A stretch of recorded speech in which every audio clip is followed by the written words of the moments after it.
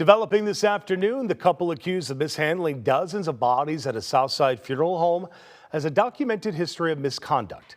Our Winnie George is live at the South Deering neighborhood to explain on more about what we're learning. Winnie? Good afternoon. Well, Johanna and Clark Morgan own South Chicago Chapel here in the South Deering neighborhood. 2 weeks ago, it was shut down after those bodies were discovered inside. But now, WGN is learning a police report that goes back to 2024 details an encounter with police officers where they found 2 decomposing bodies in a minivan.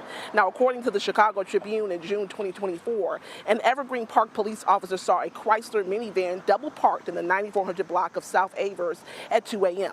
The officer reported a bad odor looming from the van to the point that it was described as rotten meat.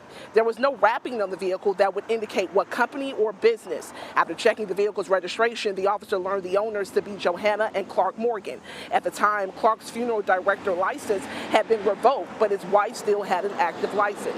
The report says the husband and wife were defensive on scene, but in the end, the case was closed and Morgans did not face any criminal charges. Now, fast forward to 2025, their Heights crematory in Chicago Heights was shut down after officials were notified that the facility had bodies piled on top of each other and not in proper containers. Now, this year, on August 6th, as I just mentioned, more than 50 decomposed bodies were found in various states of decomposition here at South Chicago Chapel. Some were discovered in closets and in a nearby garage. The human remains allegedly found were improperly stored, including cremated remains. The Illinois Department of Financial and Professional Regulation opened the investigation.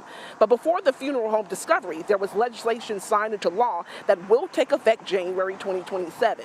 It does not apply to the management of funeral homes, but the goal is to strengthen regulatory oversight of crematories.